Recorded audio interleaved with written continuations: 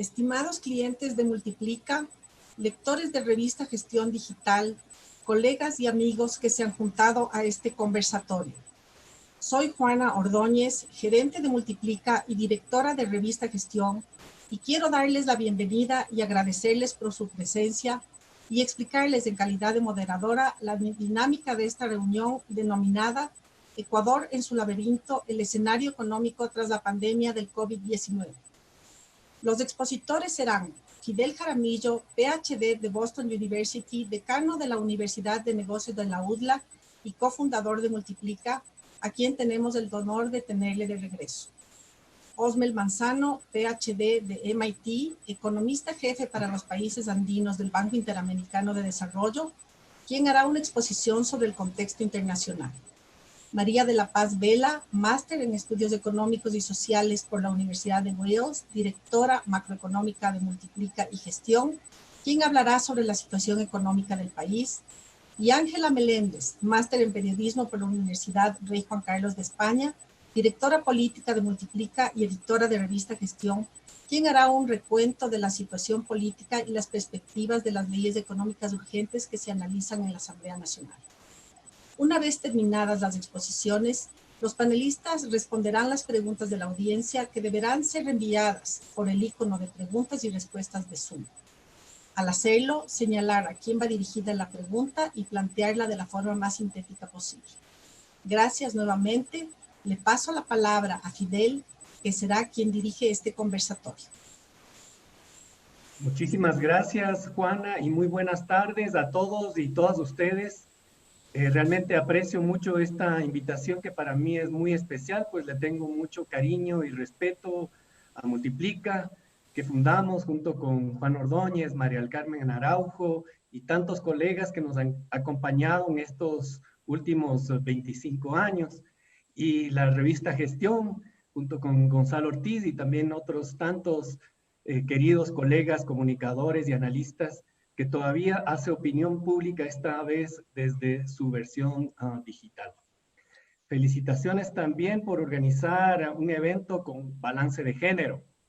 Una joven profesional me decía hace unos días que parecía que las mujeres economistas en el país se habían muerto del COVID-19, pues casi no había ninguna en los programas de opinión o paneles como este.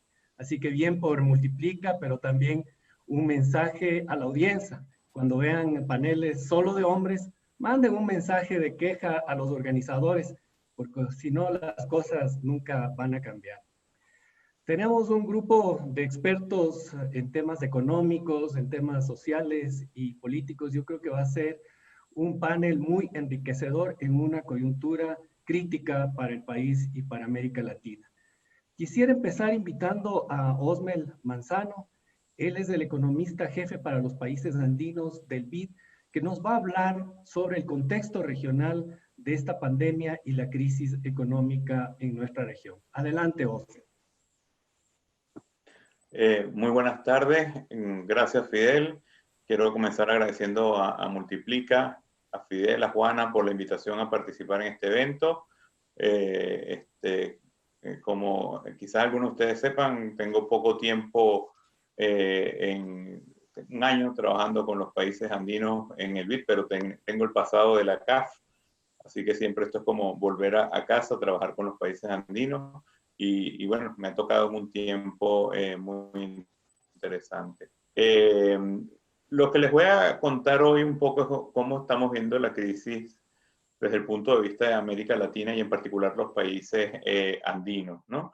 Esto es un trabajo, la presentación que les voy a mostrar hoy, les voy a empezar a mostrar resultados de algunos trabajos que de hecho vamos a empezar a sacar a partir de la semana que viene, un poco haciendo algunos, vamos a decir así, análisis de lo que esta crisis puede significar para la región andina. Entonces, sin más, voy a comenzar con la presentación.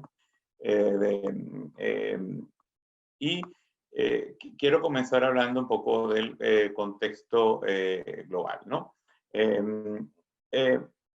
Este es un trabajo, de hecho, que hicimos en conjunto con el grupo de economistas que tenemos en la región.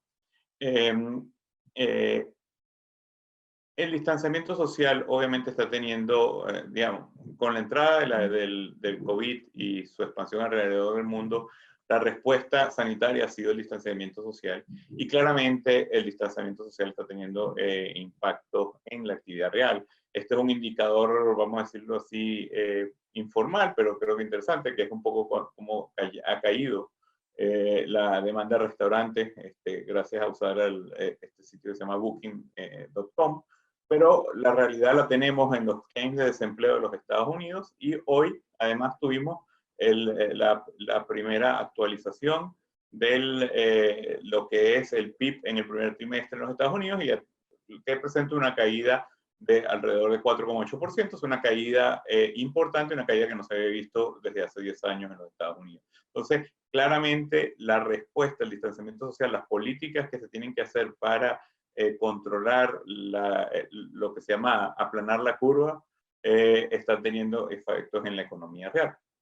Entonces, esto se ve estos son, el riesgo a veces de mostrar estos gráficos que se desactualizan en 2 días, pero digamos que la tendencia es esa, los índices globales están sufriendo pérdidas importantes y obviamente una caída importante es la caída del precio del petróleo, que tiene que ver con la actividad económica petrolera. Para que tengan una idea, se estima que alrededor de entre un 25% de la demanda de petróleo desapareció. Entre un 25 y 30% de la demanda de petróleo desapareció, pero eso se le suma además que entramos en una guerra de precios entre Arabia Saudita y Rusia, lo cual entonces aún complica más el panorama petrolero. O sea, son dos factores que están al mismo tiempo complicando el precio del petróleo, la caída de la actividad mundial junto con esta guerra de precios, ¿no? Entonces, las consecuencias para la región son muchas. La primera, obviamente, es la caída de los precios de los commodities, tiene impactos en las exportaciones. La caída del turismo, esto va a tener impactos en varios países de la región, donde el turismo, en particular en el Caribe, en Centroamérica, pero también algunos países andinos donde el turismo, si bien no es la principal actividad, contribuye a las exportaciones. Y luego para otros países el impacto también va a venir por su integración en las cadenas globales de valor, por ejemplo Brasil, México, que van a tener impactos en sus sectores exportadores. Y otro impacto que también estamos viendo es el impacto en las remesas, que viene con un lag, pero se espera una caída de las remesas como nunca se había visto en la región, simplemente por la caída de los flujos, ¿no? Entonces, esto obviamente está generando una parada súbita en la entrada de flujos a la región. Y entonces, lo que se espera es un escenario complejo de crecimiento. Estos escenarios que tienen ustedes allí, los hicieron mis colegas del grupo de investigación del banco. Ellos todos los años sacan un reporte macroeconómico, el de este año fue lanzado apenas hace 2 semanas, y ellos tienen de hecho 4 escenarios, tienen la línea azul era lo que se esperaba en enero. Entonces ustedes tienen un escenario que es moderado, uno que es, llaman fuerte y otro severo. Y para que tengan una idea, lo que acaba de sacar el Fondo Monetario Internacional en su último WIO es de hecho el strong. O sea que ya la gente está asumiendo que el choque fuerte, si se quiere, es el baseline, es la nueva realidad y que capaz el choque puede ser aún peor, ¿no? Entonces, esa es la realidad donde tendríamos que América Latina entraría en recesión. Como ven ustedes, aunque es una región de muchos altos y bajos, es una recesión aguda que podría ser similar por lo menos a la del 2008 o 2009 en términos de la profundidad de la crisis y que quizás incluso a América Latina le tome más de un año salir de la crisis, ¿no? Entonces, este es el escenario en América Latina. Entonces, en resumen, esto puede ser igual o peor a la crisis de 2008-2009. Además, con una parada súbita, que yo quiero recordar que en la crisis de 2008-2009, si bien hubo cierta parada de flujos, no es que no hubo, por lo menos los precios de los commodities rebotaron rápido y entonces hubo una especie de decoupling rápido, si se quiere, de por lo menos Sudamérica, de lo que era la crisis financiera. Además, hay un aumento en la aversión al riesgo, los spreads están subiendo y esto va a tener un impacto en los sistemas bancarios, tanto de que vengan nuevos créditos como también puede haber impactos en la mora. que obviamente sin liquidez y flexibilidad podemos estar, una segunda ronda de efectos puede ser problemas financieros, ¿no? Entonces, este es el mundo, digamos, de América Latina. ¿Cómo estamos viendo la región andina, ¿no? Y un tema que nosotros, yo todavía son gráficos que se desactualizan rápido, pero bueno, el coronavirus obviamente ya está en la región, pero un gráfico que a mí me llama la atención y por eso aquí es cómo estamos analizando un poco el problema, es que los impactos macro se sintieron antes de que llegara el primer caso. O sea, los ENVIs, porque la crisis ya venía, porque era una crisis mundial, ¿no? Entonces, la región, el impacto ya, vamos a decirlo así, sanitario de la crisis, lo agarra ya cuando venía la crisis macro, cuando ya los ENVIs se estaban disparando, cuando ya los tipos de cambio habían reaccionado. Entonces, por eso decidimos hacer un análisis viendo tres factores: macro, sanitario y economía doméstica. Entonces, lo primero que quisimos ver es, bueno, la exposición al choque. No los voy a aburrir con todas estas variables que están allí porque ya les cuento cómo las analizamos, pero tomamos una muestra de 90 países en desarrollo y vimos un poco los canales tradicionales con los que ustedes estarían expuestos al choque, que eran exposición en materias primas, cuánto se exportaba a China de productos que no eran ni minerales, sino productos, ni petróleo, sino otros productos, importaciones de bienes intermedios, la parte de turismo y las remesas personales recibidas, ¿no? Entonces, allí los países andinos, claramente el principal canal son las exportaciones de commodities, es donde más están expuestos a este choque, ¿no? El otro es, bueno, esta es la exposición, luego, ¿cómo estoy yo hoy para manejar un choque? Y entonces aquí usamos la literatura tradicional de Sudden Stops, o sea, ninguna de estas variables nuevas, resultados fiscales, deuda, cuenta corriente, reservas internacionales, etcétera. Y entonces vemos ahí un desempeño mixto, en algunas cosas bien, en algunas otras cosas más con respecto a la. Entonces, eso es el choque macro. ¿Cómo vemos la parte de salud? Bueno, entonces buscamos exposiciones a los temas que explican qué tan expuesto está al choque y son variables tradicionales, bueno, tradicionales no, lo que la literatura reciente, porque el COVID es una enfermedad reciente, te dice que son factores de riesgo: edad, temas de calidad del aire, porque es una enfermedad respiratoria, temas de calidad del agua, porque el COVID también se transmite por agua. Entonces pusimos alguna serie de estas variables de qué tan expuesto podíamos estar al choque de salud. Y luego, para la preparación del sistema de salud, nuestros expertos del BID usan este índice global de salud que prepara John Hopkins, ¿no? Entonces esto decía, ¿qué tan expuesto estoy a la salud? Y luego, ¿cómo son mis condiciones de salud? Luego, un poco lo que quisimos ver es, bueno, cómo este choque se transmite al interior, y un tema era qué tan vulnerable podía ser la economía doméstica, donde entonces veíamos temas de, por ejemplo, desempleo informal, o sea, cuánto el empleo es vulnerable, cuántos hay problemas de acceso al crédito de las pequeñas y medianas empresas, o sea, los típicos canales que dicen qué tan vulnerable puede ser la economía a que venga el sector interno de la economía, a que venga un choque externo y le afecte. Y luego las condiciones iniciales, donde vemos temas de qué tan, por ejemplo, qué tan inflexible es el gasto público, cómo está el tema de crédito al sector privado, cómo están los temas de efectividad de las políticas públicas, ¿no? Entonces, claro, son muchas variables. Entonces, ¿cómo hacemos y tratamos de hacer un análisis de? Entonces, usando un poco métodos de clúster, y como les digo, vamos a publicar un trabajo pronto, nos dieron estos 4 grupos. Y si ustedes quieren, aquí tienen los rankings de menos, o sea, por ejemplo, el grupo 1, el macro, es el grupo menos expuesto a los choques macroeconómicos, mientras que el grupo 2, más, es el más expuesto. Entonces, ahí tienen ustedes como los distintos rankings de cómo son los distintos grupos, ¿no? Entonces, basado un poco en qué tan expuestos eran y cómo eran sus condiciones iniciales, tenemos, por ejemplo, un primer grupo que tiene muy débiles condiciones iniciales, pero que no está expuesto, entonces puede pasar, digamos, desapercibido, entre comillas, en la crisis. No quiero decir que no va a estar impactado. Y claro, su principal desafío va a ser, en todo caso, cómo maneja hacia el interior de su economía los impactos que le vienen de afuera, porque si tiene cierta exposición y su condición inicial es débil, ¿no? Hay un grupo 2 que está muy bien posicionado y que quizás su único desafío va a ser el tema sanitario y macro, porque si bien tiene buenas condiciones iniciales, es el grupo más expuesto, ¿no? Luego hay un grupo 3 que diríamos que es el grupo mejor.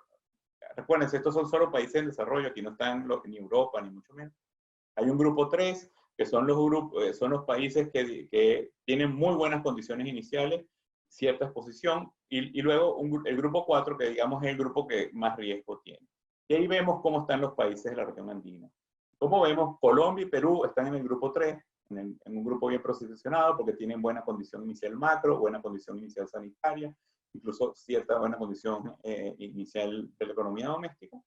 Y un grupo 4, donde están lamentablemente Bolivia, Ecuador y Venezuela, que es el grupo más débil porque es el grupo donde las condiciones iniciales son las peores. Entonces, ese es el reto que tenemos ahora en la región andina, de que tenemos países que sus condiciones iniciales para afrontar los temas macro, sanitarios y de economía doméstica son relativamente débiles, y entonces con estas herramientas es que van a enfrentar esto.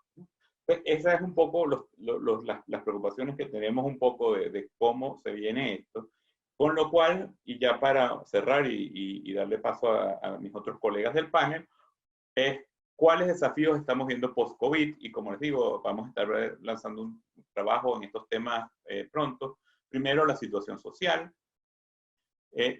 Nosotros hemos estimado que solo la cuarentena, no estamos hablando de los impactos después del desempleo, sino solo la cuarentena, a pesar de las medidas que están haciendo los gobiernos, podrían aumentar la pobreza en los países andinos entre un 15 y un 20%, ¿no? Solo la cuarentena, por el tema de que la gente deja de recibir ingresos, sobre todo los informales. Entonces, ¿cuál va a ser la situación social que vamos a heredar post-COVID? La segunda pregunta es, ¿cómo va a ser? O sea, ¿qué va a pasar con los sistemas de salud? ¿Qué sistema de salud vamos a heredar post-COVID? Esta crisis está desnudando todas las falencias de nuestro sistema de salud. Entonces, ¿cómo va a ser ese sistema de salud post-COVID? El segundo desafío es obviamente las cuentas fiscales. Solo para que tengan una idea, si ustedes se ponen a ver lo que publicó el fondo en el WIO de enero al WIO de abril, en promedio la región andina, el resultado fiscal se deteriora 3,5 puntos del PIB. Entonces quiere decir que y el año que viene se va a deteriorar alrededor de 2 puntos más. Esto implica más deuda, ¿no? Y resultados fiscales peores. Entonces, ¿cuál va a ser la situación fiscal post-COVID? ¿Cómo van a estar los países en términos de sostenibilidad de deuda, de ajustes que necesitan hacer? Va a ser el otro desafío que viene. El tercer desafío, el cuarto desafío que vemos es el estado de las empresas. Bueno, en Ecuador, de hecho, también han hecho estudios. Nosotros estamos viendo que las empresas tenían liquidez, no mucha, antes de la crisis, ¿no? Y sobre todo, el cuartil con menos liquidez en toda la región tenía menos de 25 días de gastos, ¿no? Obviamente se han prorrogado el pago de servicios, se han prorrogado pagos de impuestos, pero en la medida que la cuarentena está dura más, la pregunta es qué pasa con ese 25% de las empresas que no tenían tanta liquidez, ¿no? ¿Y qué vamos a heredar? Y la última gran pregunta es la inserción productiva, donde aquí se están mezclando tanto temas estructurales que quedaron al descubierto hasta temas nuevos, ¿no? ¿Y qué temas estructurales? Por ejemplo, se venía una transición energética y estaba allí. Pronto íbamos a ver lo que se llamaba peak oil.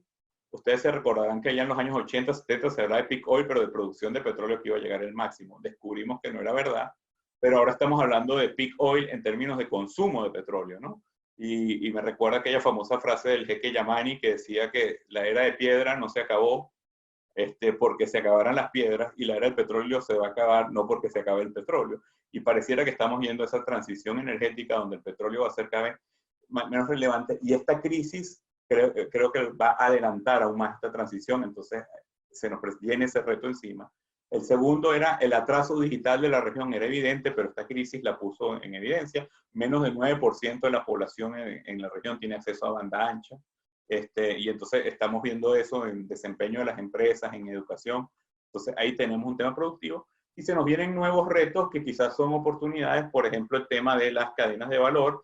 Los países andinos resulta que no estaban tan integrados a cadenas de valor como Brasil o como México, etcétera. Pero la respuesta que ve la gente es que las cadenas de valor mundial van a seguir existiendo porque hay incentivos, o sea, es muy rentable tenerlas, pero se van a empezar a buscar redundancias, ¿no? Que es como la solución para evitar estas disrupciones. Entonces, en esta búsqueda de redundancia se puede abrir una nueva oportunidad a los países andinos. Entonces, digamos, hay temas positivos, si se quiere, en estas oportunidades también que vienen post-COVID. Pero por eso, digamos, ese es el gran desafío. ¿Cómo va a ser la inserción productiva de los países andinos? ¿Cómo va a quedar en el mundo que vamos a ver post-COVID, ¿no? Entonces, bueno, no quiero extenderme más, esto es como unas líneas iniciales de ver cómo estamos viendo el mundo y cómo estamos viendo la región andina en este momento, en esta crisis. Entonces, le paso de nuevo la palabra a Fidel. Muchísimas gracias, Osmel, por esta excelente y preocupante presentación sobre el panorama económico de los países andinos, que además creo que nos da todos los insumos para hacer una introducción de lo que está sucediendo en la economía ecuatoriana. Bueno, ningún país esperaba o estaba preparado para enfrentar una crisis, pero tus datos confirman que uno de los más vulnerables era Ecuador, pues ya estaba arrastrando una importante recesión sumado a desequilibrios fiscales, alto endeudamiento, acceso limitado al mercado de capitales y pues una economía dolarizada sin instrumentos monetarios para tener políticas contracíclicas. Lo que estamos viendo y en los reportes de Multiplica son muy claros, es que la caída del PIB en Ecuador va a ser una caída histórica de alrededor de menos 7%. Varios organismos internacionales ubican la caída del PIB entre menos 6 y menos 7%. Pero con el dato que mencionaba Osmel de que en este primer trimestre la caída de Estados Unidos es de menos 4.8%, tomando en cuenta que solo recoge 2 semanas de confinamiento, pues podría hacer que la caída en países como Ecuador sea inclusive más drástica. Hemos visto algunas estimaciones para España, por ejemplo, de una caída del menos 22%. Es decir, que no me sorprendería que una vez afinados estos datos y con más información de cuándo podríamos reiniciar esta nueva normalidad, la caída del PIB ecuatoriano podría ser de inclusive 2 dígitos. Estamos pues ante una tormenta perfecta, como muchos analistas ya lo han señalado. Esto de los choques externos han sido más complejos de lo que cualquier analista habría anticipado. La caída de los precios del petróleo y en general de las materias primas, la menor demanda, y esto se suma a toda la propia shocks de oferta en la economía ecuatoriana con la reclusión y paralización de alrededor del 80% del aparato empresarial. La primera víctima de todos estos choques externos e internos es el sector fiscal. Para ponerlo en términos muy sencillos, el presupuesto original era de alrededor de unos 26 mil millones de dólares. Ya tenía un déficit de alrededor de 3.800 millones de dólares. O sea, ya partíamos de una situación de desequilibrio. Pero con estos choques, estamos hablando que los ingresos petroleros y tributarios van a caer en menos 7 mil millones de dólares. Esto es significativo, realmente muy, muy grave. Pero a su vez hay una serie de gastos imprevistos que tienen que ver con la atención de la emergencia de salud, así como mantener la red de protección social a la población más vulnerable, implica gastos imprevistos de más de 1.500 millones de dólares. Así que se te junta una caída de los ingresos y un aumento de los gastos. El sector externo es evidentemente otra de las víctimas. Estamos hablando de que las exportaciones podrían estar cayendo en menos 20, menos 22%, con una caída de las exportaciones petroleras en casi 50%. Y las empresas a nivel microeconómico se encuentran en una situación de apretada liquidez que se ha exacerbado con la parálisis que, como decía, afecta al 80% de las empresas. Y finalmente, el bienestar de las familias. Estamos hablando que este shock real, esta caída histórica del PIB podría reflejarse en una caída de empleos, tanto de los empleos adecuados como del aumento de la informalidad, en alrededor de entre 500 y 700 mil empleos. Y eso podría hacer que la pobreza en el Ecuador en apenas un año salte de 25 a 35%, borrando prácticamente todo el progreso que hemos hecho en los últimos 8 años. Frente a esa situación tan grave, el gobierno ha lanzado una estrategia basada en 3 Rs. ha manifestado una etapa de resistencia, otra de reactivación y otra de recuperación.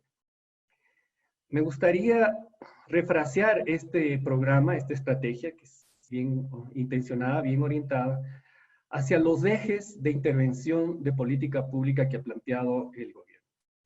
Yo diría que hay 3 ejes y uno transversal más, si quieres, de carácter estructural. El primero está en las cuentas fiscales y hay 2 esfuerzos. Primero, nuevas contribuciones. Estas contribuciones solidarias están a consideración de la Asamblea, son contribuciones de empresas y de individuos y se espera recaudar en el mejor de los casos 1.400 millones de dólares. Y por otro lado, reducción de gastos. Ya se ha planteado una reducción de gastos de 1.800 millones de dólares, fundamentalmente gastos de inversión, y se plantea recortes de sueldos de empleados públicos de alrededor de 900 millones de dólares. Así que ahí estamos hablando de aumento de ingresos nuevos de estas contribuciones y reducción de gastos. Un segundo eje es acudir a financiamiento externo. Porque pese a todo este esfuerzo de más ingresos y reducción de gastos, el déficit en Ecuador saltaría a casi el 9% del PIB y las necesidades de financiamiento serían de 17.000 millones de dólares. Esta es una cifra realmente gigantesca para el país. Entonces, el segundo eje aborda el financiamiento externo. El primero es el apoyo multilateral, en donde contamos con apoyo del Fondo Monetario, del BID, del Banco Mundial, de la CAF y otros organismos regionales, y el financiamiento bilateral, es decir, financiamiento de países, fundamentalmente de la China. El gobierno espera tener financiamiento externo por esta vía de alrededor de 5.000 millones de dólares. Estamos esperando una buena noticia del Fondo Monetario que estaría aprobando. Pensábamos que entre hoy y mañana estaba apoyando en su directorio una facilidad de financiamiento emergente, pero no será sino hasta la próxima semana que tengamos estas noticias. Será sin duda una buena noticia, va a dar respiro, pero sin duda insuficiente y tendrá que ser complementada por el financiamiento de los demás organismos multilaterales. A esto se sume la reestructuración de la deuda privada, es decir, de los bonos emitidos en los mercados internacionales. Está en proceso una renegociación, una reestructuración, que de acuerdo a cifras oficiales nos estaría dando un alivio de alrededor de 1.350 millones de dólares. Es sin duda entonces un esfuerzo muy importante que tiene que ver con el esfuerzo fiscal y un esfuerzo de financiamiento externo. A eso se añade un tercer eje que yo lo llamaría de protección o apoyo a las empresas y protección al empleo. Esto tiene más que nada costos parafiscales, si quieres, líneas de crédito que no entran directamente en las cuentas fiscales, pero que van a exigir al gobierno establecer esas líneas de financiamiento en conjunto con el sistema financiero. En este escenario, aun cuando la Asamblea apruebe todos los proyectos tal como fueron enviados, aun cuando tengamos acceso a todo el financiamiento externo previsto, desafortunadamente un programa que está, digamos, en la dirección correcta y bien intencionado, no cierra. Vemos que existe una brecha de financiamiento de 3.800 millones de dólares, que no es poca cosa. Y especialmente luego de que tenemos ya un apoyo de más de 5.000 millones de organismos multilaterales. En estas circunstancias, pues el país yo creo que deberá ajustarse a lo que pueda conseguir en cada uno de los frentes. Por eso me pregunto cómo salir de este laberinto que es el título de este conversatorio. Y yo creo que es básicamente en cada uno de esos ejes conseguir lo que se pueda. Estamos en una situación tan difícil que lo que se pueda yo creo que nos ayudará a mitigar los efectos de esta crisis. En primer lugar, la Asamblea. Nos guste o no nos guste el tipo de instrumentos y medidas que están siendo discutidas, creo que es responsabilidad histórica de los partidos políticos, de los movimientos sociales y de quienes nos representan en la Asamblea de aprobar tanto esos recortes de gastos como las contribuciones extraordinarias. Creo que algo saldrá de la Asamblea y probablemente no sea lo que el gobierno aspira o lo que el país necesita, pero eso va a contribuir. Segundo, creo que tenemos que ser muy agresivos en el financiamiento multilateral. Creo que vamos a tener que tocar todas esas puertas de manera muy, muy eficiente, muy agresiva, mostrando resultados, mostrando que hemos hecho la tarea interna y tratando de, como decía, acceder a todas esas fuentes de financiamiento, incluyendo la reestructuración de la deuda que tiene que ser emprendida en términos también realistas y muy ambiciosos. Tercero, aun cuando tengamos estos nuevos ingresos y multilaterales, creo que va a ser inevitable mayores recortes en el gasto público, no porque querramos, no, sabemos que es procíclico como país, pero porque no vamos a tener otra alternativa. Vamos a tener que postergar algunos de los gastos que estaban previstos para este año, probablemente a lo largo de los próximos 18 meses, conforme tengamos ingresos. Y desafortunadamente estamos ante un escenario donde va a haber muchos atrasos frente a proveedores, frente a contratistas del Estado. A nivel microeconómico, el apoyo a las empresas, creo que se va a tener que emprender un proceso de reestructuración de obligaciones financieras entre bancos y empresas. Y ahí la clave va a ser primero acceso a liquidez y también marco regulatorio que permita tener un diferimiento de algunas provisiones necesarias en este proceso de reestructuración. Y además acuerdos entre empleadores y trabajadores para proteger el empleo y evitar que un problema de liquidez se convierta en un problema de solvencia y que se cierren innecesariamente empresas. Es un escenario muy complejo. Creo que tenemos algunas opciones, pero sí quisiera ser enfático que en esta crisis salir de la dolarización no es una opción.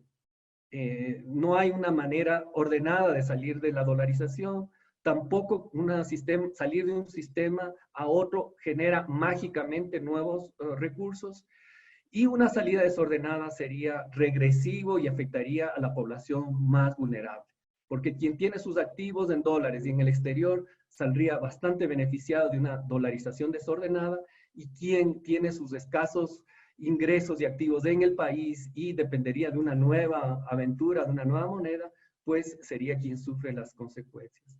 Así que creo que cualquier medida que debilite esa dolarización realmente no aporte en la solución de la crisis. Y finalmente quería terminar con un mensaje hacia adelante. Osmel también nos ha hablado de nuevas oportunidades. Yo quiero hablar de una que es, como dirían en Venezuela, y Osmel es venezolano, un mango bajito. La OMC, la Organización Mundial del Comercio, ha estimado una caída del comercio en menos 22% en el año 2019, pero una recuperación de más del 20% el próximo año.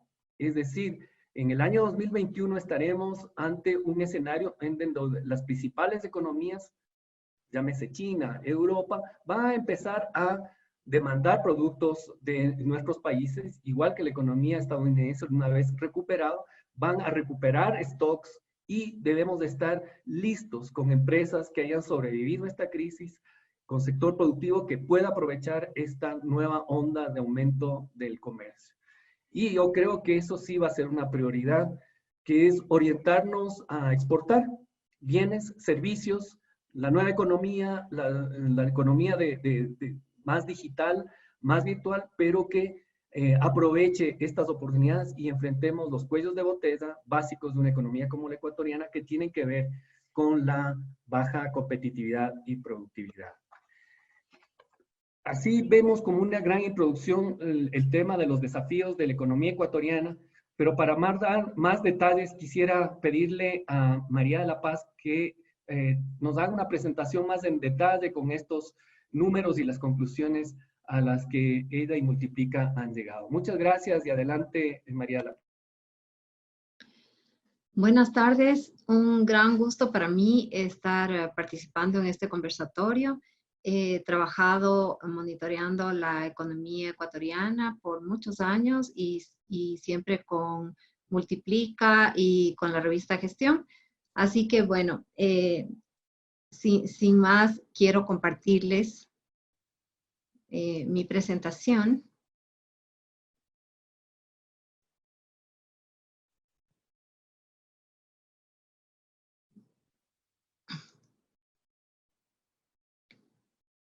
Que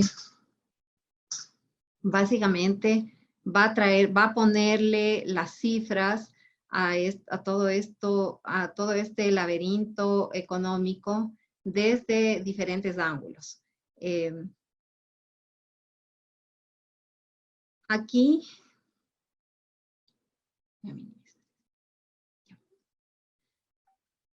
este gráfico nos muestra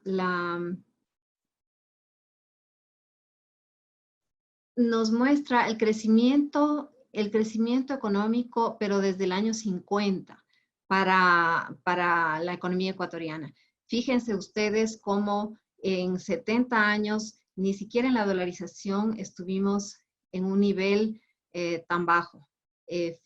Bueno, aquí en los años anteriores, aquí estamos en 2020, pero en los años anteriores tampoco estábamos particularmente bien, que es lo que mencionaba Osmel, que una de las economías más débiles del grupo andino era Ecuador, y aquí en nuestro gráfico se ve que estábamos en un nivel muy bajito,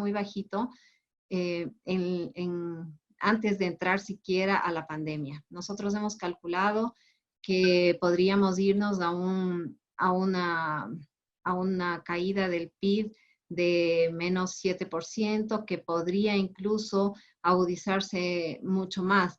Y eso nos lleva a pensar el golpe que se lleva el sector, digamos, las empresas, los hogares. Esto va a impactar también en el sector fiscal, sector externo, sector monetario. Fíjense ustedes, por ejemplo, un decrecimiento de esta dimensión impacta y tiene impactados ya a varios sectores productivos, en especial los más afectados en Ecuador serían florícola, turismo y hotelería, restaurantes, eventos y entretenimientos, también lo que es transportes, automóviles, lo que es construcción. Hay otros sí favorecidos, como lo que es mensajería a domicilio, como es telecomunicaciones y tecnología, también venta retail de alimentos, quizá algo de salud, en fin.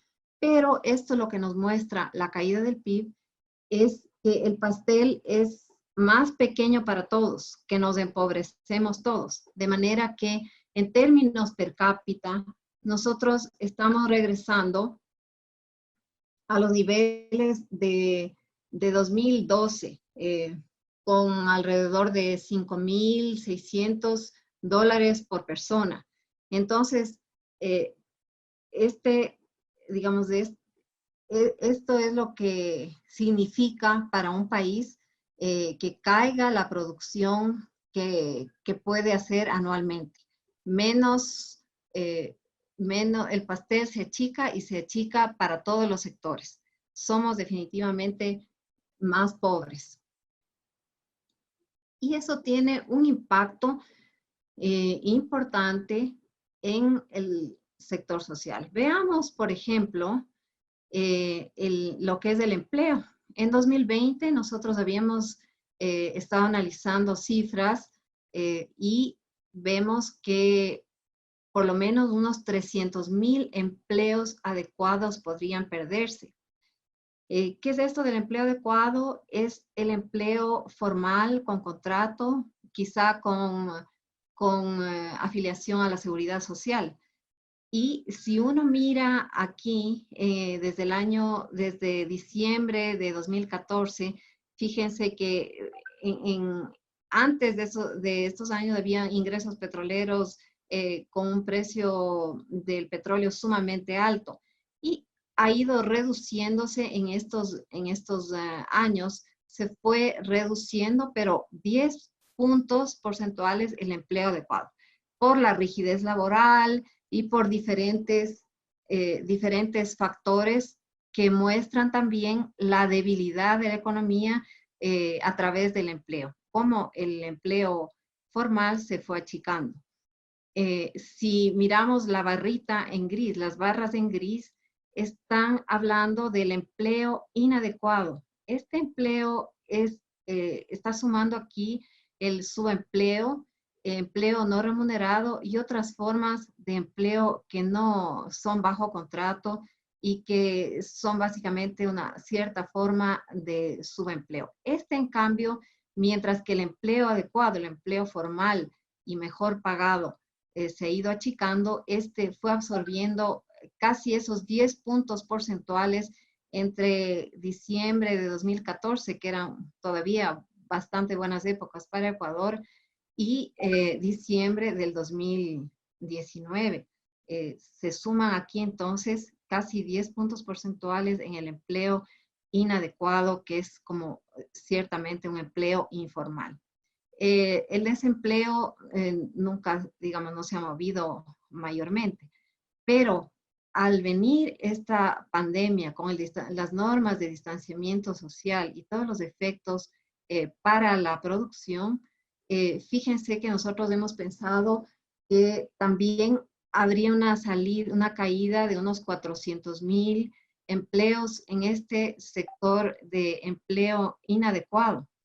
De estos, muchos pueden perder su empleo y reinventarse y quedarse en el sector.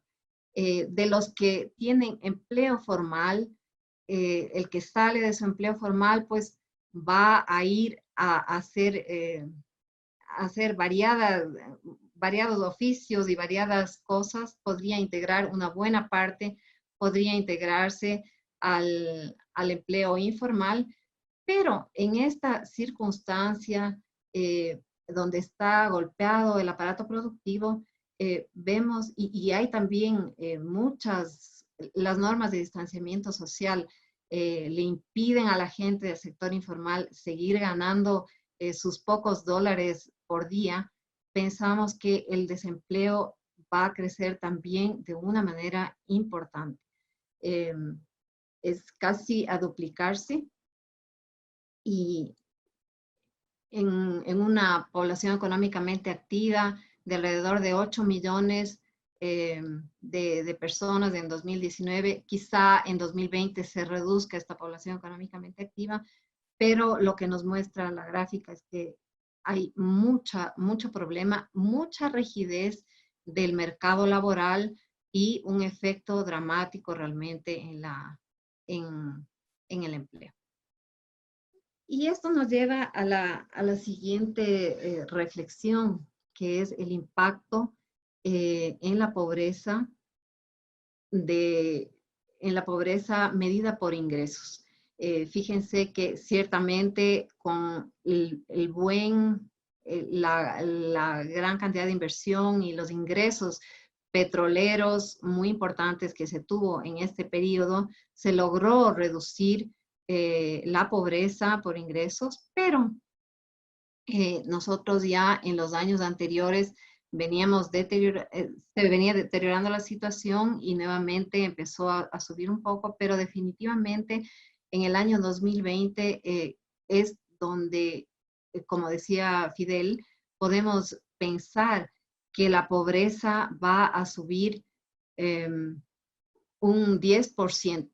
Eso quiere decir que subiría de 4.3 millones de personas a 6.1 millones de personas. Y la extrema pobreza, aquellos que ganan menos de alrededor de 40 dólares per cápita y por mes, esos también se incrementarían de una manera importante. Estaríamos hablando de que en 2020 podríamos hablar de 2.2 millones de personas en extrema pobreza. Sumemos esos 6 y 2, 8.3 millones de personas en Ecuador, de una población de 17,5 millones en 2020.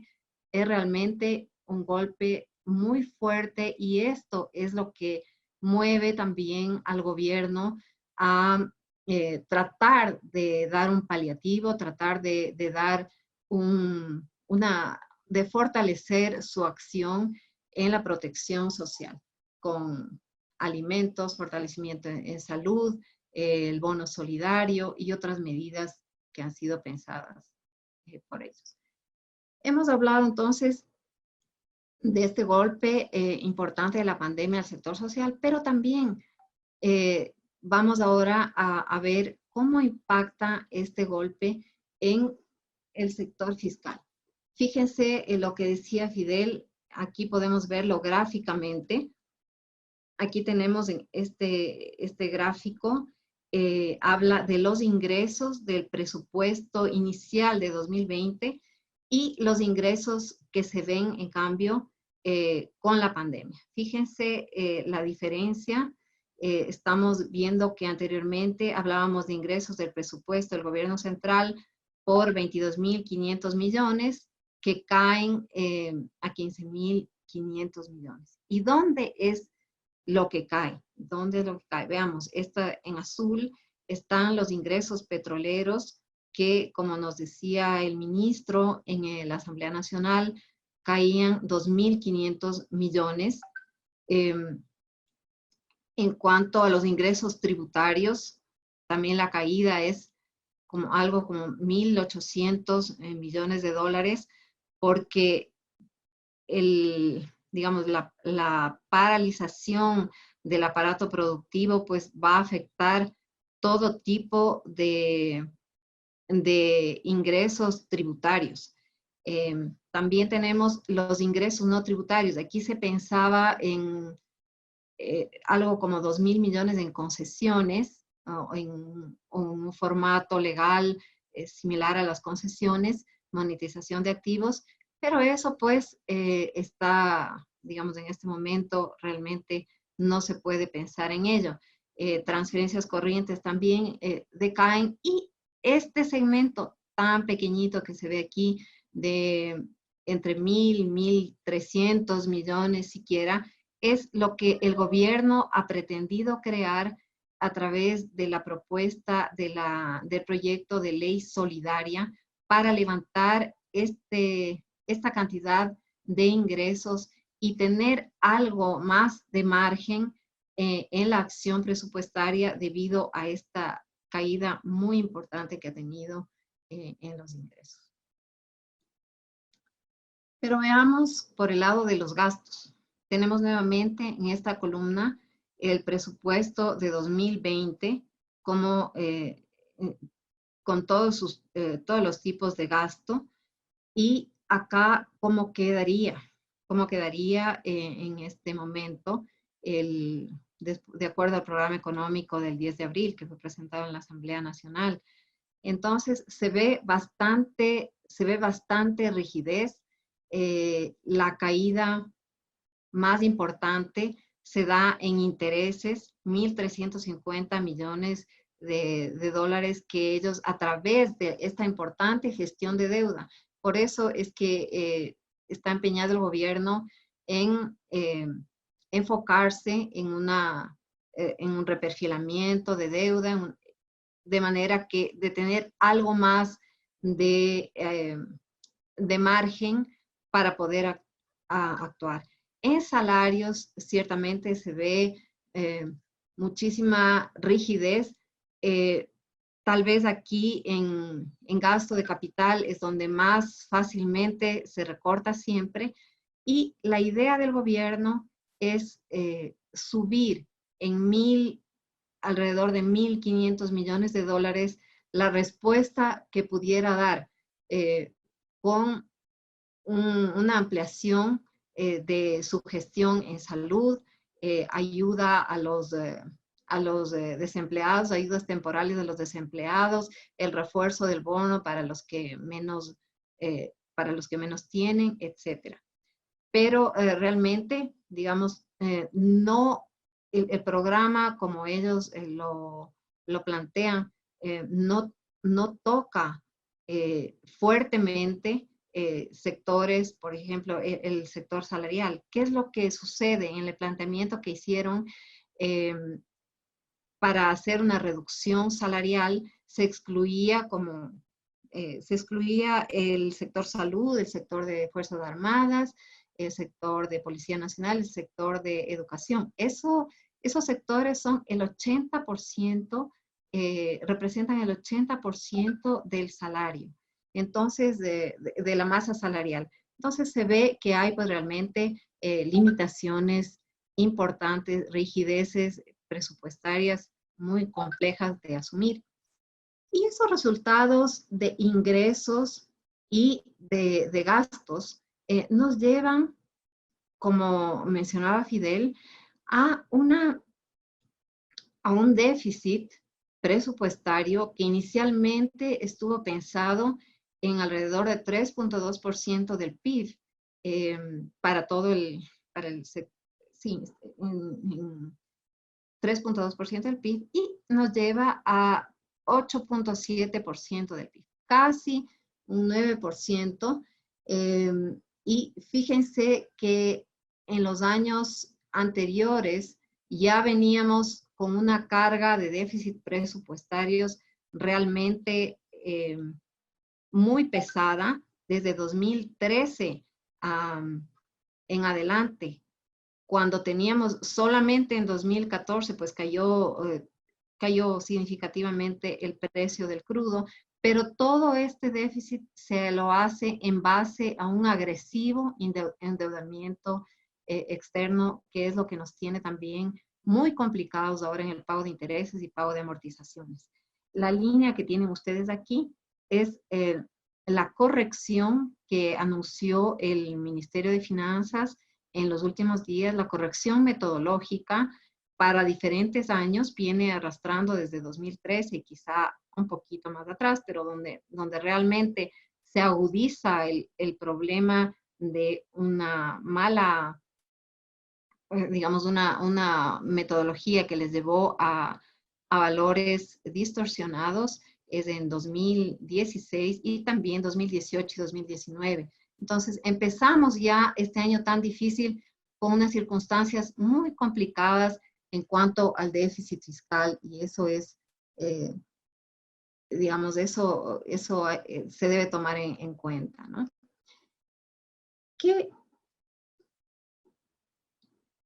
esos déficits tan importantes aquí en el año 2020, antes de hablar y de pensar siquiera en la pandemia, teníamos esta cifra de déficit fiscal. Acá estamos ya en el escenario de la pandemia, se dispara a 8.6 miles de millones de dólares. Fíjense ustedes aquí, por acción del gobierno, nuevamente en deuda, se ha logrado reducir algo en amortizaciones en una negociación con China. Entonces, la estrategia de reperfilamiento de deuda sigue siendo clave para hallar algún espacio presupuestario para el gobierno. Este aumento del déficit fiscal lleva a requerimientos de financiamiento sumamente elevados, y eso nos remite a ver de dónde es que vamos a financiarnos. Desembolsos internos, pues podría ser algo similar. Desembolsos multilaterales, como decía Fidel, puede ser mucho más, podemos ser mucho más agresivos. Todo lo que se pueda mejorar en este indicador es positivo. Ya el gobierno ha anunciado que en el tema de intereses puede contar con que se han diferido 1.350 millones de dólares, pero tenemos atrasos muy importantes que ya se pensaban, ya se veían en el presupuesto inicial, y además ese incremento fuerte del déficit nos lleva a una brecha de financiamiento que es algo muy serio y que no está tan fácil. O sea, nos muestra que el programa económico no está cerrado y nos llena de incertidumbres sobre la ejecución. Pasando al tema del sector externo, un déficit de la balanza de pagos, también nos muestra salida de reservas, nos muestra una agudización del déficit de cuenta corriente, que realmente no estaba en esos niveles. Fíjense, en el año 2019 no estaba en ese nivel. Y ¿cómo es que vemos nosotros la balanza comercial? La balanza comercial va a estar, estas son cifras del Ministerio de Economía y Finanzas. Nosotros les hemos visto que esto implicaría una caída de exportaciones de 26%. Está en el orden de lo pensado por la Organización Mundial de Comercio, de cómo está cayendo el comercio. Yo vi recientemente unas cifras de que en el mes de abril algunas exportaciones no petroleras habían caído, solo una comparación, abril 2020 a abril del 2019, sí habían caídas del valor de exportación de 80% en algunos segmentos no petroleros muy importantes. Pero hablando de la generalidad de exportaciones, pues creemos que para el año estaría en 26, una caída de 26%. También esta caída del PIB implica, la caída del PIB tan fuerte implica una caída en importaciones. En servicios se desploma totalmente los servicios prestados, donde se registra el turismo, que es uno de los sectores más afectados. En renta también, en la balanza de renta también tenemos pues una caída importante. En transferencias corrientes hemos sido muy moderados con la caída de remesas de trabajadores del 9%. Le escuché a Osmer que hay algunas estimaciones de caídas de 20% para no recuperarse inmediatamente. Entonces, tenemos una debilidad fuerte también en el sector externo. Mirando el sector monetario, tenemos unas reservas internacionales sumamente pobres, realmente, si uno compara con lo que realmente se necesitaría. Fíjense ustedes que los pasivos exigibles depositados en el Banco Central tienen una brecha muy importante con la reserva internacional que guarda el Banco Central, y es menester para el fortalecimiento de la dolarización fortalecer este rubro, lo que es reservas internacionales. Eso, digamos, es uno de los temas que se ha tratado muy insistentemente en el acuerdo con el Fondo Monetario, y este valor de reservas internacionales ha estado directamente relacionado también con el endeudamiento externo. Cuando hay desembolsos, crece y después empieza a caer. Y siguiendo en el sector monetario, la banca privada, fijémonos ahora en los depósitos. Aquí están depósitos a la vista, depósitos a plazo y otros depósitos. Nuestro indicador es obligaciones con el público. Aquí estamos en los meses de diciembre, en el mes de diciembre de 2019. Fíjense cómo hubo un importante aumento de depósitos. También enero y febrero tiene un importante aumento de depósitos. En marzo, ya con la incertidumbre, con el golpe de la pandemia, con la cuarentena y la suspensión de actividades, pues tanto empresas como personas han ido recurriendo a los depósitos que tienen en los bancos. Y ha caído. Ha habido una caída en el mes de marzo de 934 millones que se ve aquí. El crédito, también aquí tenemos en la columna gris, el crédito por vencer que ha ido creciendo. La cartera de crédito vencida, que bueno, en marzo incluso se hizo más pequeña. Ahora, el sector bancario, el sector financiero también de cooperativas, va a estar golpeado por la iliquidez de las personas, por la iliquidez de las empresas.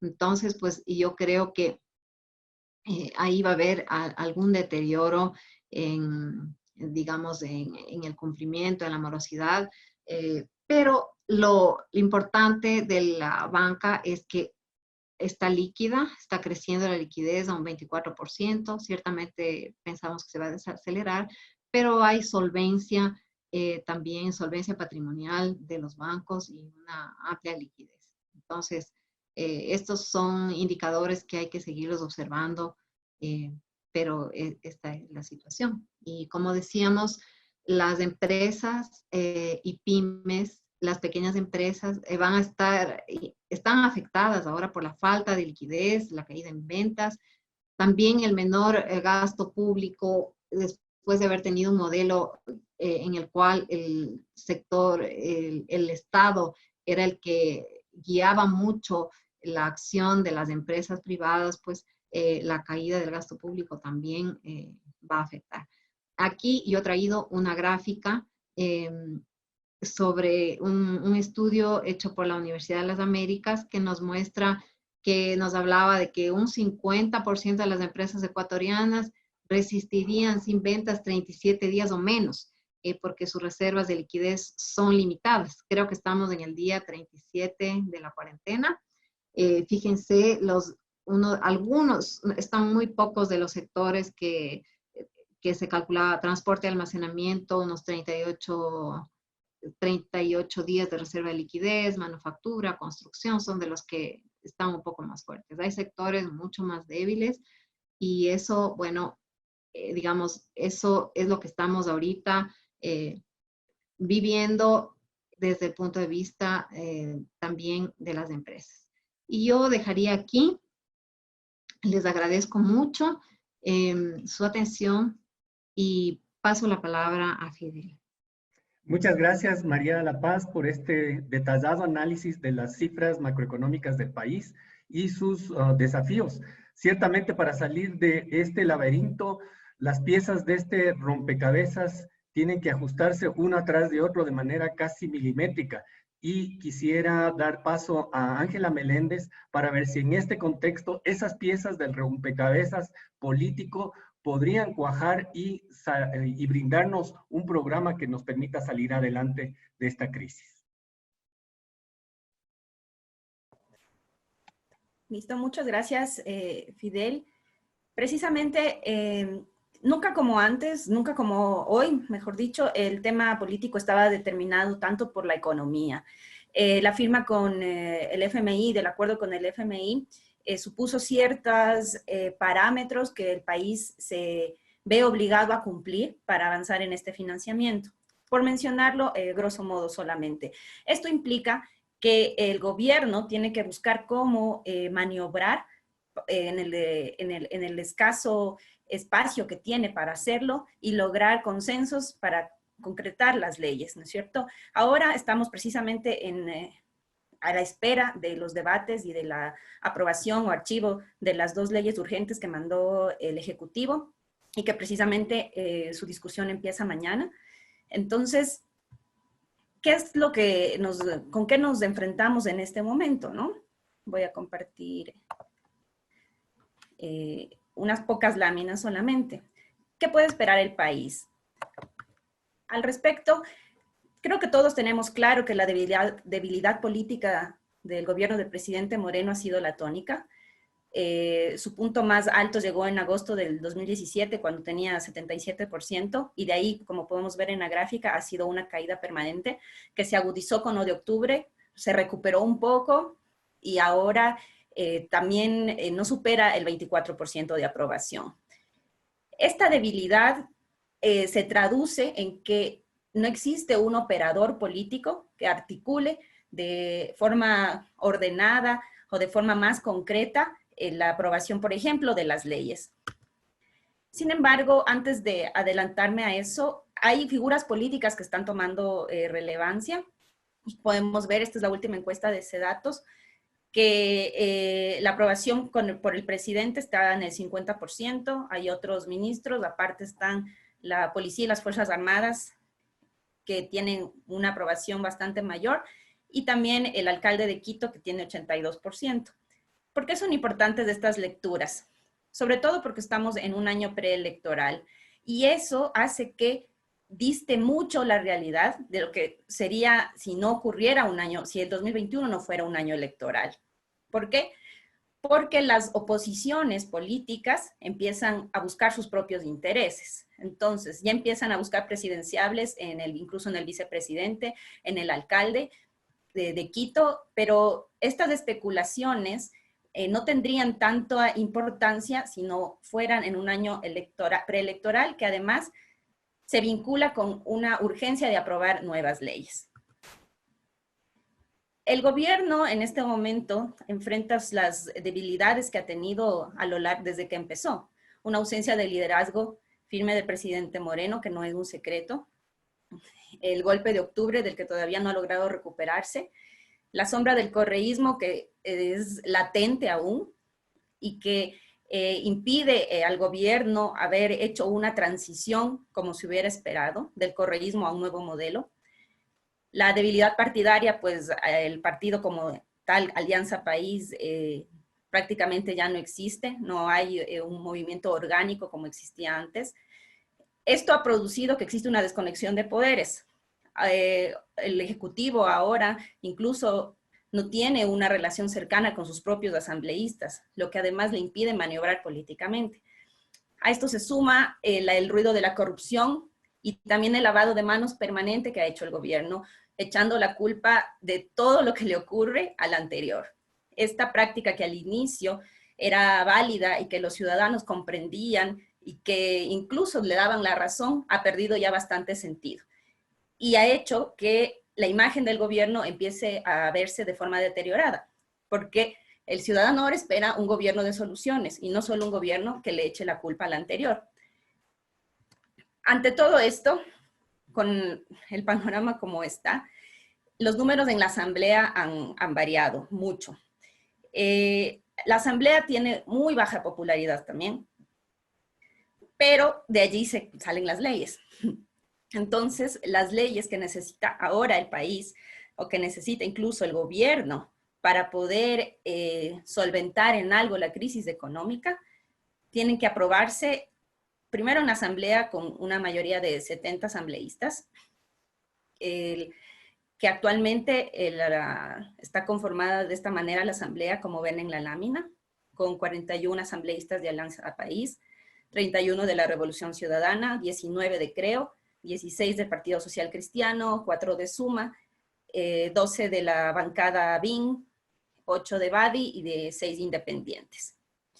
Sumando, restando, que es así como funciona siempre la Asamblea y también con concesiones más que con acuerdos, todo parecería indicar que las leyes urgentes sí pasarían con varios cambios introducidos en los cuerpos originales. Eso mañana y pasado se irá viendo, ¿no es cierto? Si bien la alianza PSC-correísmo, que parecería una alianza imposible otrora, hoy toma sentido porque el año preelectoral incide mucho. Y difícilmente el Partido Social Cristiano y el correísmo querrán quedarse fuera de una ley humanitaria que entregará recursos también para los más necesitados. Hay negociaciones por detrás. Al PSC, por ejemplo, le interesa que se regule el teletrabajo y que haya cierta flexibilidad en el tema laboral. Y al correísmo le interesa también ser parte de alguna forma de esta ley humanitaria, pero siempre buscando sus propios intereses, ¿no es cierto? Se podría decir que los 70 votos sí son alcanzables con estas modificaciones, acuerdos y consensos, pero hay que tener en cuenta que una ley no lo es todo. El gobierno ha visto más tropiezos que salidas fáciles a lo largo de estos años.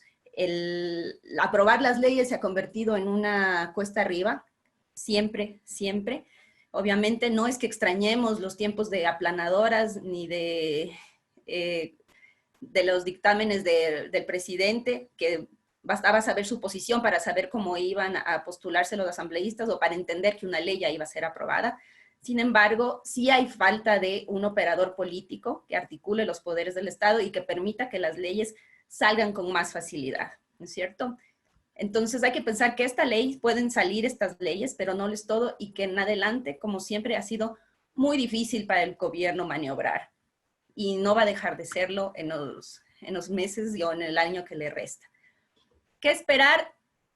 Más de lo mismo. Siempre nosotros tratamos de analizar si es que hemos tenido la esperanza que este gobierno sea un gobierno de transición. Ha ido cambiando ese anhelo en el transcurso de los años. Hoy lo que esperamos o lo que se percibe es que únicamente este gobierno quiere terminar su mandato ya en mayo del 2021. Y estamos ahorita a la espera del reordenamiento del tablero político, ¿no es cierto? Las fuerzas de derecha o de centro y lo poco que queda de la izquierda, izquierda entendida como el correísmo de alguna manera, y están un poco perfilando los cuadros presidenciales y también perfilando los cuadros para el Parlamento además. Entonces, este año preelectoral hace que todo cambie porque se moverá según los intereses de los partidos políticos.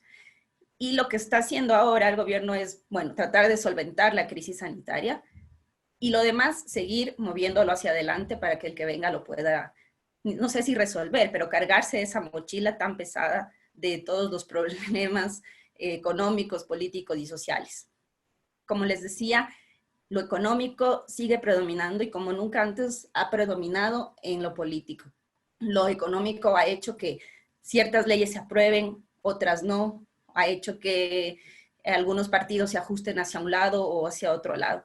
Entonces, del año preelectoral hay que seguir viendo cómo se mueve este tablero político y esperar. Todo dependerá también de lo que ustedes decían antes, de conseguir los fondos, de ver si es que nos llegan ciertos fondos que permita también paliar un poco la situación social. Porque el tema social siempre va a determinar el escenario en el que se mueve, sea un gobierno, aunque la pandemia nos tiene confinados, ¿no es cierto? Hay ya movimientos sociales tradicionales, como el FUT o incluso la propia CONAIE, que están hablando de ciertas resistencias ahora, si es que se quitan los subsidios, etcétera. Habría que ver cómo se activa en este momento el tema social, pero si los ingresos llegan y si son destinados a lo que se espera que sean destinados, es posible que esa bomba social de tiempo se pueda manejar mejor hasta mayo de 2021. Eso es un poco el panorama por ahora y regreso con Ideli. Muchas gracias, Ángela. Me quedan 3 cosas bastante claras. La primera, que lavarse las manos es muy bueno para el COVID-19, pero políticamente no tan bueno. 2, que es posible llegar a un acuerdo. Tal vez el acuerdo no sea el óptimo, pero que esperemos sea el mínimo necesario para que gatille el apoyo de los organismos financieros multilaterales y nos compre espacio de tiempo para el tercer punto, que es patear la pelota para adelante, y me queda bastante claro que el próximo gobierno tendrá que hacer un ajuste mucho más profundo y estructural. Han llegado muchas preguntas, así que le paso de vuelta a Juan Ordóñez para que modere este conversatorio. Adelante, Juan. Buenas tardes. Bueno, les quería decir que tenemos bastantes preguntas. He tratado de sintetizarlas y de agruparlas para que sea más fácil. Y entonces la primera pregunta sería para Osmel, que dice: ¿por qué ha tardado tanto el apoyo multilateral a Ecuador? Se conoce que Colombia, Perú y Bolivia lo tienen aprobado hace semanas. Osmel, por favor. Bueno, a ver, sí, Bolivia de hecho tiene 2 semanas. A ver, el tema es que, como ustedes saben, el apoyo siempre viene con una carta de acuerdo, ¿no? Y por otro lado quiero dejar claro que, digamos, hay distintos tipos de apoyo, ¿no? Nosotros, por ejemplo, el banco no ha dejado de desembolsar lo que se ha desembolsado de los proyectos que ya están aprobados, ni se han dejado de seguir procesando operaciones. Pero digamos, el de liquidez, que yo creo que es hacia donde va la pregunta, que viene más orientado, bueno, además al fondo que yo no represento el fondo, pero lo que quiere decir es que siempre va acompañado de una carta de intención, ¿no? Entonces depende mucho de qué tan rápido el país se mueve para mandar su carta de intención y con esa carta de intención solicitar ese apoyo, donde habla un poco de las cosas que se está comprometiendo a hacer, ¿no? Entonces, es un tema también, yo creo que cómo se está manejando lo que estaba hablando un poquito antes Ángela, ¿no? De los acuerdos que se tienen que llegar y Fidel para gatillar ese apoyo, ¿no? Pero quiero dejar claro que hay varios tipos de apoyo, o sea, digamos, los proyectos normales que, por ejemplo, Banco Mundial, CAF, nosotros estamos haciendo eso, se siguen desembolsando, siguen pasando. Bueno, hay después el apoyo de liquidez que vendría del fondo, que me imagino que se lleva la pregunta, y me imagino que esto tiene que ver, otra vez, porque no trabajo en el fondo, pero dado como ha sido el caso de Bolivia, por ejemplo, conseguido, va a depender mucho de qué tan rápido llegue una carta de intención que solicite, porque de hecho el fondo tiene ahora un proceso expedito de aprobación. Entonces, una vez que ya están todos en regla, se aprueba bastante rápido. Listo. Ahora tenemos una pregunta para María de la Paz, que dice, ¿cómo crees que se financiaría la brecha de 3.7 billones que se estiman en las cuentas fiscales? ¿Crees que se puede conseguir mayor alivio en la reestructuración con la deuda externa? ¿Y cuánto adicional se podría acumular en atrasos?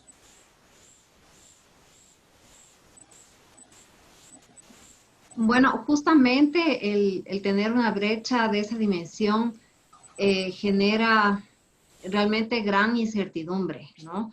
Yo pienso que el gobierno tiene algunos ejes en los cuales está trabajando para poder mejorar, para poder cerrar la difícil situación fiscal que tiene, que es, digamos, tratar de subir en algo sus ingresos, tratar de recortar lo más posible sus gastos. Creo que si es que no tiene los suficientes ingresos, no va a, digamos, va a tener que recortar un poco más los gastos. Por otro lado, esa agresiva política, digamos, esa proactiva política de acercarse y de financiarse con multilaterales y gobiernos, yo creo que podría dar un margen para mejorar ahí cierto financiamiento, pero definitivamente hay atrasos importantes que se pueden ver. Si este momento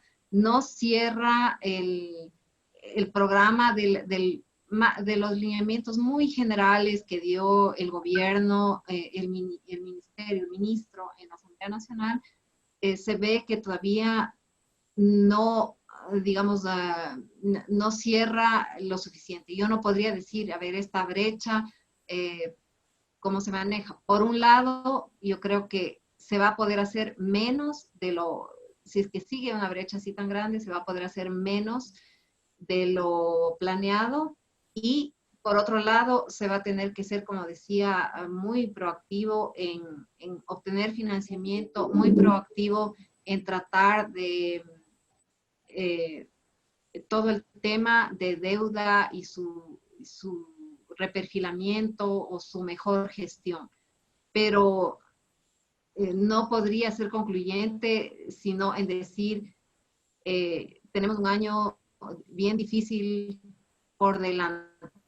Tenemos un año complicado por delante. Listo. Ahora tenemos una pregunta para Ángela Meléndez, que dice, ¿cómo explicas la popularidad de 24% de Moreno y de 52% de Otto según las últimas encuestas? Bueno, es bastante sencillo, por decirlo de alguna manera, y al respecto de eso incluso ha habido un cambio, ¿no? El vicepresidente Otto Sonnenholzer ha sido quien ha estado en el campo, ¿no es cierto? Quien ha visitado los lugares, quien ha estado poniendo un poco la cara del gobierno en terreno, ¿sí? Esto subió sus niveles de popularidad, pero además hay algo importante. El vicepresidente comunica muy bien. Entonces, cuando él habla frente a una cámara, cuando él transmite un mensaje, la gente lo escucha y lo escucha bastante. Sé que esto ocasionó incluso a casa adentro ciertas asperezas ya, porque la imagen del vicepresidente estaba muy arriba y la del presidente empezó a bajar más aún. E incluso, no sé si recuerdan que allí es cuando salió el presidente a decir que no estaba ausente, o sea, entonces manejar esos mensajes de no estoy ausente, yo soy quien tomo las decisiones. Sí, su condición es así, su condición es vulnerable, es verdad, es una persona de tercera edad y también su discapacidad le impide hacer ese trabajo de campo y eso hace que la gente se haya llegado a identificar más con el vicepresidente en medio de esta crisis sanitaria. Listo, bueno, la última pregunta tenemos para Fidel. Y queríamos decirles que para las personas que por cualquier motivo no pudieron conectarse con esta conferencia, fue grabada y estará a su alcance en los enlaces que publicaremos en las redes de gestión, de la revista Gestión. Y la última pregunta para Fidel, y luego de responderla, él cerrará el conversatorio. Fidel, la pregunta es la pregunta más recurrente de todas. ¿Consideras que la dolarización está en peligro? Bueno, muchas gracias. Sí, es una preocupación que se escucha en las calles, se escuchan en varios comentarios en redes sociales, pero yo creo que es importante recordar, claro, algunos millennials y centennials que están aquí ni siquiera se acuerdan del sucre, pero solamente quisiera poner un escenario en donde asumamos de que tenemos todavía sucres y vemos que hay un choque externo brutal, como que se cae el precio del petróleo, se caen las reservas, y nosotros tuviésemos unos depósitos en sucres en el banco. ¿Qué haríamos? Lo primero que haríamos es, va a haber una crisis cambiaria y voy a sacar mis depósitos de sucres y voy a comprar dólares, acelerando esas crisis cambiarias que vivimos y que fueron muy comunes en décadas anteriores. La dolarización va a depender de la demanda de dinero y de los individuos. Y si no existe una demanda para una moneda alternativa, es muy probable que salgamos de manera ordenada de la dolarización. Y por otro lado, como había señalado, la dolarización no crea mágicamente ningún tipo de recursos para atender el servicio de la deuda, ni tampoco las necesidades sociales, ni el desempleo, ni las necesidades de la empresa. Creo que una salida desordenada, más bien, como decía, sería bastante desordenada. En los últimos años he visto cambios estructurales muy importantes, un sistema financiero más líquido que le da cierta tranquilidad y estabilidad a las cuentas financieras. Hay un fondo de liquidez de alrededor de 3.000 millones de dólares que es manejado por el propio sector privado que podría atenuar esas preocupaciones. Así que más bien yo creo que la dolarización sería una especie de cobertura o blindaje frente a mayor inestabilidad. Eso no significa que está libre de costos. Al contrario, no tenemos otro tipo de políticas para enfrentarla, así que vamos a sufrir una caída de la producción severa, desempleo y una exacerbación de los problemas sociales. Pero salir de la dolarización no los resolvería. Listo.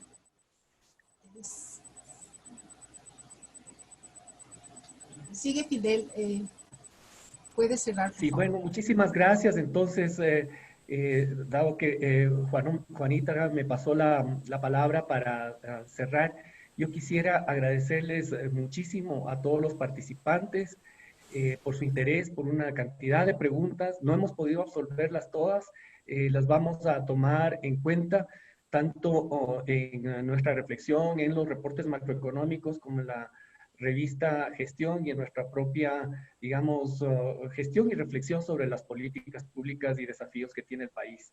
Así que quería nuevamente agradecer a Multiplica, a Gestión, a cada uno de los panelistas por su participación y en especial a los participantes por toda su atención, preguntas y entusiasmo.